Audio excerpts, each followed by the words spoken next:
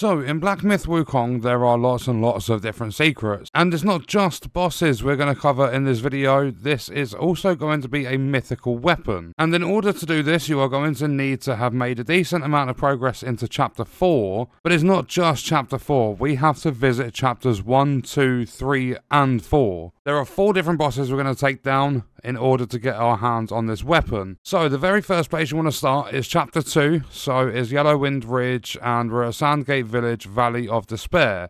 You are going to need to have taken down the, well, I mean, like if you're watching this video and doing this, you're Chapter 4. So you would have taken down the King of Flowing Sands, the second Rat Prince, and what you need to do is after you have taken down the first Rat Prince, which is the big guy in this cave, if we keep running through, come around to the left-hand side, you are going to have fought the first Rat Prince down here.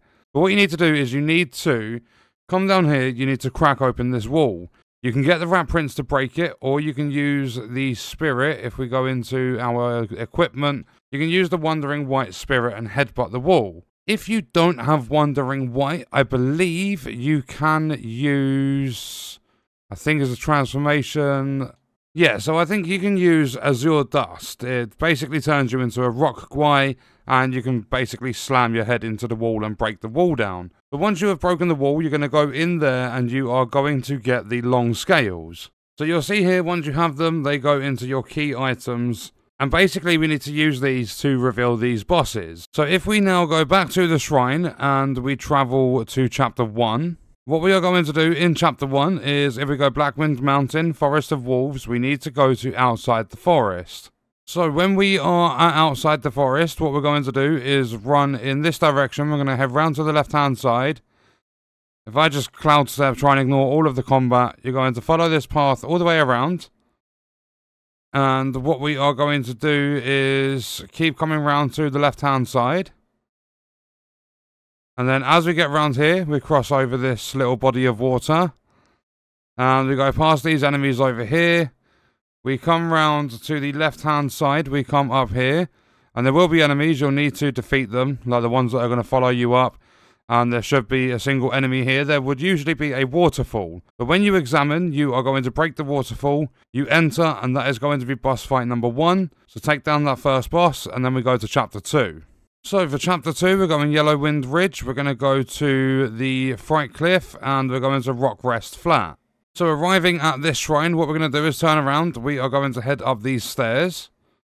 And when we get to the very top of these stairs, this would originally be a sandfall. So what you're going to do, using the long scales again, is go up to the sandfall once you've killed the enemies in the area. You are going to break the sandfall, go into the arena, and you are going to fight another long boss. A little tip for this boss fight is when he does his slamming on the ground shockwave move, if you jump up onto like a surface of some sort, if I can get rid of this enemy or get away from him at least. If you jump up onto like a little rock or something, you can avoid all of those attacks. But once you have dealt with that boss, what you're going to do is head back to the shrine. We're now going to go to Chapter 3. So now going over to Chapter 3, we are going to head to the New West, we are going to Bitter Lake, and we are going to Turtle Island. Then when you arrive at Turtle Island, if we literally just turn around and come down here, you are going to see this like dragon sort of figure sat here. And as we approach, there is going to be a cutscene. So if we get a little bit closer, we're going to get a cutscene, and this is going to turn into a boss fight. So we're going to take the boss down. And once you have defeated the boss, there is going to be a chest that spawns like the others. So you're going to get things like a long pearl, mind core, fine gold thread, and things like that. And then when we open up this chest, what we are going to get is, when it pops up, we are going to get Mountain Shaking Claw. On top of that, we're going to get a brand new Drink and Soak Breath of Fire. And then what we're going to do is make our way back to the shrine, and we are going to head over to Chapter 4. So you'll see in our inventory at this point, we already have the mythical golden long staff. It moderately increases the damage dealt by all pillar stance moves, and a long can be summoned to execute thunder at the enemy at pillar stance. Heavy attacks to cost 3 or 4 focus points. But you'll see we are missing materials, so that is why we're going to Chapter 4. And for Chapter 4, we are going to the Webbed Hollow, we're going to actual Webbed Hollow, and we're going past the Cliff of Oblivion into the Relief of the Fallen Loong. So if you come here too early, this boss will not be here. But after defeating the previous 3, if we run up here, there is going to be a character. It's going to trigger a cutscene. And this is our 4th and final boss fight, which will get you that missing material needed to craft the staff. So after the boss fight, and you've taken the boss down, you're going to get the C supporting tendon. You're going to get one of the materials required to craft the staff. You'll also get a mind core. You'll get another long pearl. You'll even get the golden carp curios.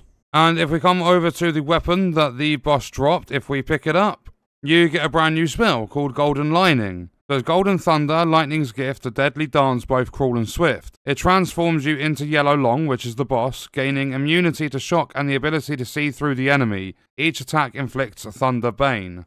And the Golden Carp is a really, really good curio because it moderately increases the chance of obtaining materials from defeated enemies. So for an example, if you are farming for mind cores to get the permanent stat upgrades, this is really, really going to help out.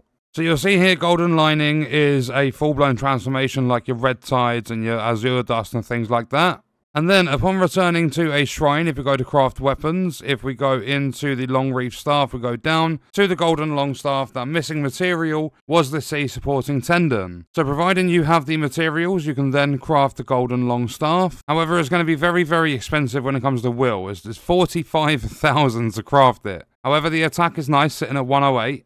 So that was exactly how to take down the 4 long secret bosses and how to get your hands on the mythical golden long staff. And what we're going to do on that note is leave the video there. Let me know your thoughts and stuff about this game in the comments, and I'll see you guys in the next one. I hope you enjoyed it. I hope it helped you out. Thank you for watching.